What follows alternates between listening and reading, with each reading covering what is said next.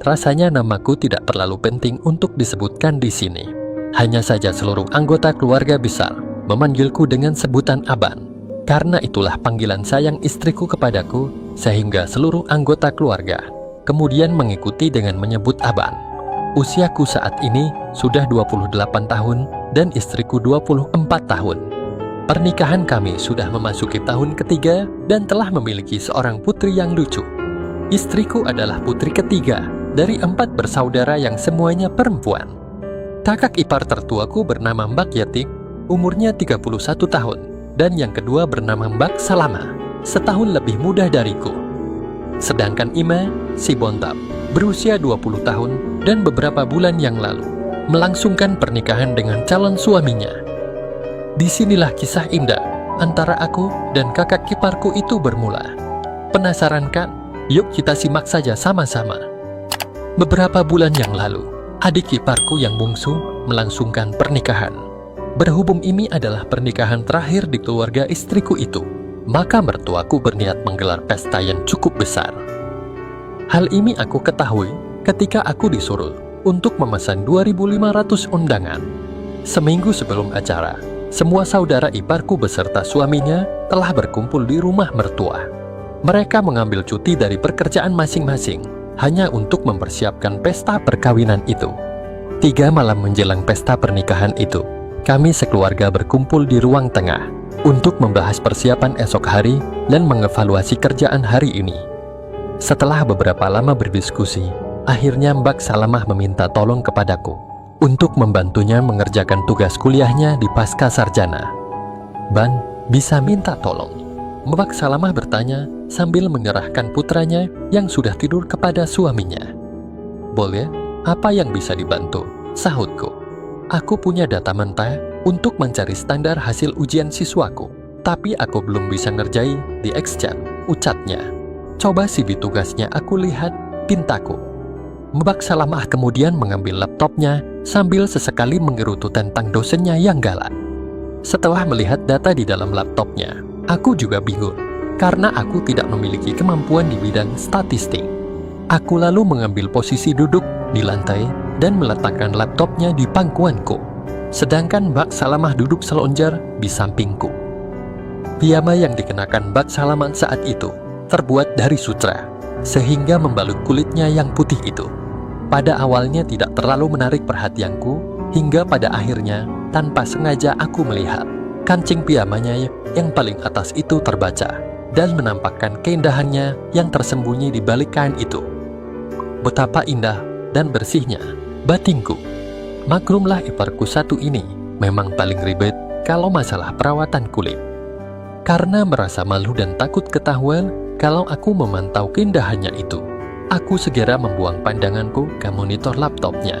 Akan tetapi, pikiranku mulai dipenuhi bayang-bayang yang terlihat sedikit itu tadi, yang berhias tahi lalat kecil yang tersembunyi di balik kain sutra yang dipakai Mbak Salamah itu. Pada saat aku sedang sibuk berkutat dengan laptopnya itu, Mbak Salamah terlihat agak meringis, sehingga menarik perhatian istriku yang sedang duduk di sofa tidak jauh dari tempat kami berdua duduk berdampingan. Mbak Salamah kenapa? Tanya istriku. Migrainku kambuh lagi ini, kayaknya, sahutnya. Si abang itu pintar pijat refleksi lo, kata istriku sedikit promosi. Mbak Salamah pun kemudian menoleh padaku, seolah ingin mengkonfirmasi kebenaran info dari istriku. Benaran itu, Ban? Tanya Mbak Salamah. Adalah dikit, tapi sakit loh. Namanya pijat refleksi itu, kalau memang ada kelainan, pasti akan sangat sakit di titik tertentu yang dipijat, terangku. Seperti menimbang sesuatu, akhirnya Mbak Salamah minta dipijat refleksi olehku. Sebenarnya aku tidak terlalu paham dengan dunia refleksi. Hanya saja aku pernah googling beberapa waktu lalu ketika sakit gigiku kumat, lalu mencari info tentang refleksi pada saat sakit gigi. Disitulah aku banyak menghafal titik-titik pijatan untuk beberapa penyakit. Aau, Mbak Salamah berteriak ketika ujung jempol kirinya aku tekan.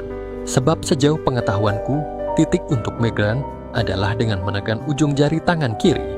Kontan saja hampir seisi rumah menoleh ke arah kami. Yang pelan dong, ucap Mbak Salamah dengan merengut. Lah ini sudah pelan banget, Mbak. Jelasku. Tapi sakit banget, ujarnya Sawab dan tetap tidak percaya. Tapi wajah Saud yang dia pasang itu justru memberi kesan yang cantik pada dirinya. Ya iya dong sakit, namanya juga pijat refleksi, tukasku. Suaminya menimpali dari balik pintu kamar. Makanya kalau mau sembuh, jangan manja, ujar suaminya. Papa bukannya istrinya dibelain, ucap Mbak Salamah jadi makin sewot. Tapi lagi-lagi di mataku, kok malahan tampak makin cantik saja Mbak Salamah itu. Ban, ada titik di daerah yang lain tidak? Di tangan sakit banget nih, tanya Mbak Salamah. Ada, di telapak kaki sama di jempol kiri, mau tawarku. Mbak Salamah lalu membetulkan posisi duduknya dengan menyelonjorkan kakinya menghadapku. Gila, bersih, dan indah sekali, gumamku dengan sedikit terpana. Kok malahan bengong? Ayo dong Bang, ujarnya menyadarkan lamunanku yang mulai nyelantur. Oh, ok, sahutku sedikit gagap. Aku gelagapan karena merasa takut kalau sampai ketahuan bahwa aku sedang mengagumi kakinya yang mumil itu. Segera aku letakkan tanganku di kakinya dengan maksud untuk membetulkan oposisi kakinya agar titik refleksi di jempol yang mudah aku pijat. Tapi justru aku tidak percaya dengan apa yang aku lihat dan aku dengar pada saat itu. Asyes, Mbak Salamah bersuara sangat gelap, seolah takut terdengar. Aku tahu persis itu bukan reaksi refleksiku karena aku belum memulainya. Tatapannya begitu sandu, sehingga membuat aku jadi semakin salah tingkah.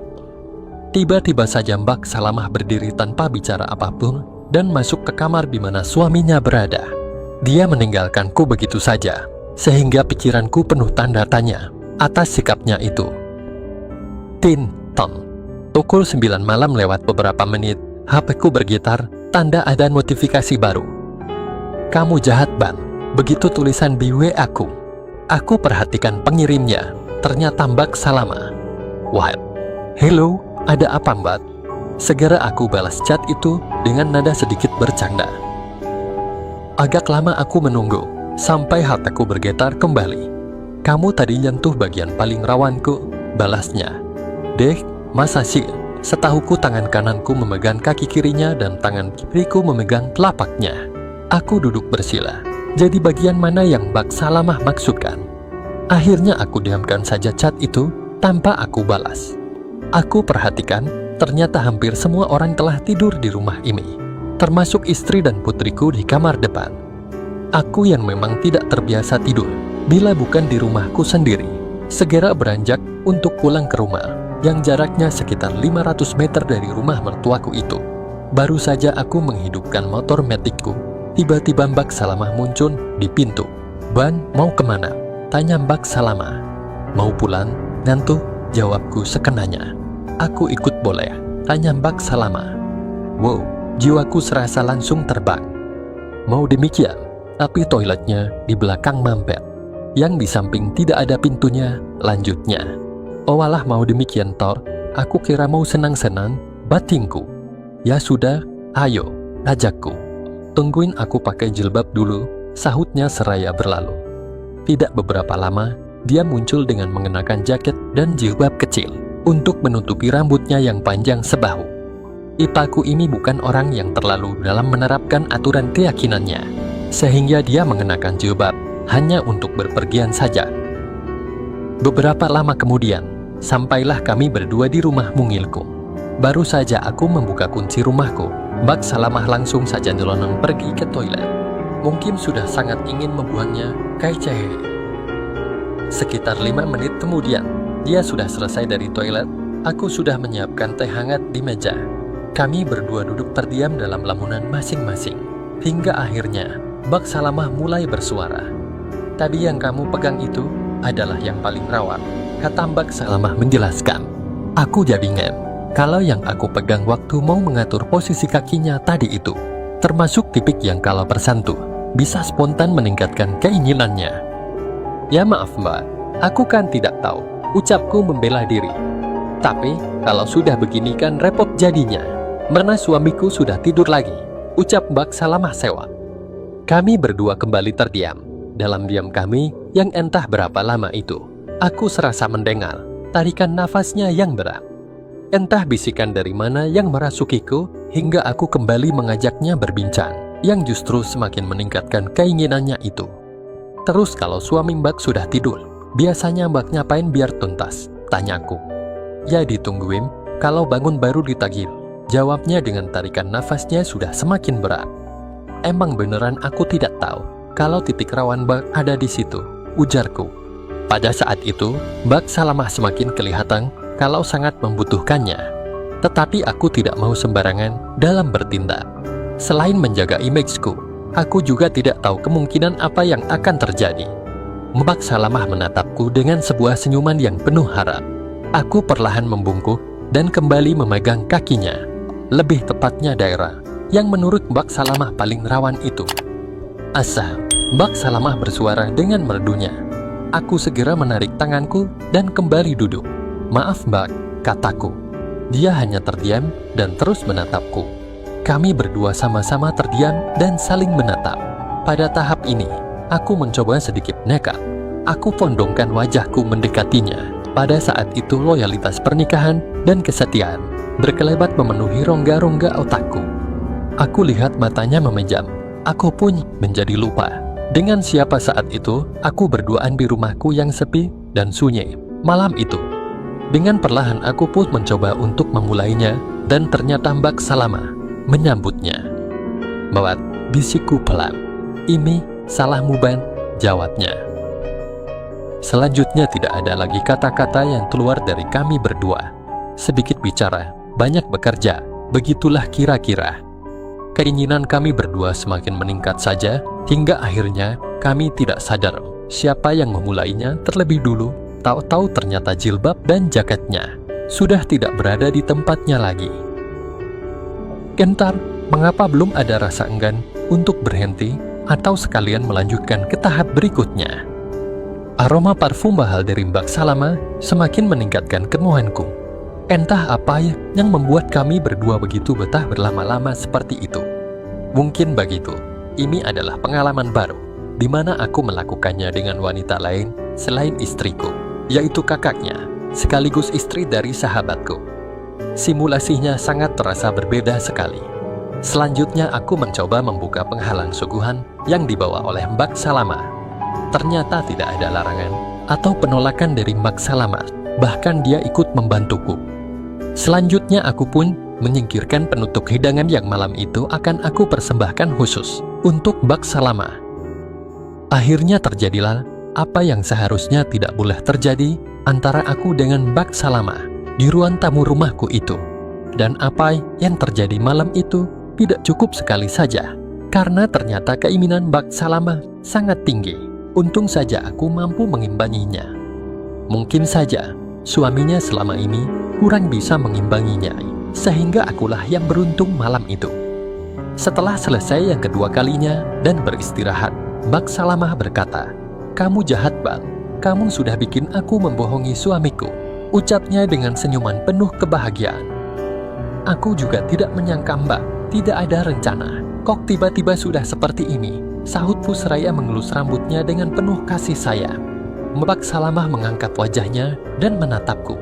Tatapan yang sangat damai, matanya yang indah, dan senyumnya yang mengembang. Aku pun tersenyum menatapnya. Kami diam tanpa kata, larut dalam dilema masing-masing. Tiba-tiba saja hujan turun, awalnya perlahan hingga ternyata menjadi semakin lebat.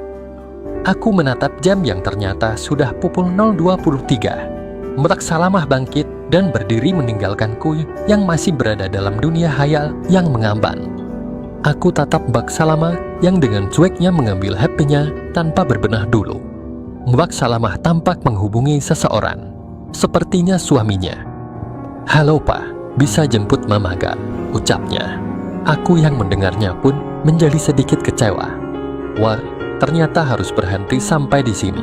Aku menghela nafas dan mengambil sisi positif dari apa yang telah kami berdua lalui malam ini. Aku di rumah si Abang Mi. Tadi aku mau buang air di situ, tapi mampet. Makanya aku ikut ke rumah Abang, dan bawa payung. "Jemput ya Pak," ucap Mbak Salamah pada suaminya. Aku terus memperhatikan Mbak Salamah dengan seksama. Aku masih ingin bersamanya sebelum suaminya datang menjemputnya malam ini. "Oh walal, gitu ya," Ya sudah papa bicara saja sama si Aban, ucap Mbak Salamah sambil memberikan HP-nya padaku. Halo, ucapku pelan. Ada rasa segan, takut dan tidak enak berbicara dengan sahabatku yang baru saja istrinya. Ban, istriku katanya mau dijemput, tanya suami Mbak Salamah. Oh iya, kataku pelan. Tapi di sini tidak ada payung, di situ ada payung Ban, tanya suami Mbak Salamah lagi. Aku menghela nafasku, tapi tiba-tiba saja Mbak Salamah kembali memulainya. Seraya Mbak Salamah mengambil HP itu dari tanganku dan memencet layar untuk mengaktifkan speakernya. Gimana Ban? Ujar suaminya di speaker ponsel. Entah kenapa aku jadi memiliki pikiran untuk berbohong. Rupanya Mbak Salamah sedang membuat alibi pada suaminya. Iya, ini lagi nyari, tapi kok gak ketemu ya? Gimana Mi? Tanyaku balik. Meskipun aku melihat sebuah payung motif batik yang bergantung di balik pintu. Mbak Salamah tersenyum sambil mencubit pipiku. Ya sudah, kalau tidak ada, biar dia nginap di situ saja. Boleh kan Ban? Tanyanya. Ya sudah, kalau begitu, biar aku tidur di depan TV saja dan Mbak Salamah di kamar, kataku. Senyuman Mbak Salamah semakin mengembang, kemudian berbisik. Kamu pinter, bisiknya. Maaf loh Bang, jadi ngerepotin Mil, ucapnya lagi. Gak apa-apa, kayak orang lain saja, ucapku. Kemudian aku kembali menyerahkan ponsel itu kepada Mbak Salamah setelah mematikan speakernya. Aku tidak terlalu peduli dengan percakapan mereka. Tidak lama kemudian, Mbak Salamah sudah menutup ponselnya dan mengedipkan matanya kepadaku. Dan malam itu menjadi malam panjang yang menggembirakan di tengah suara hujan deras di tengah malam. Begitulah awal mulanya terjadinya cerita kami ini. Sekian dan terima kasih.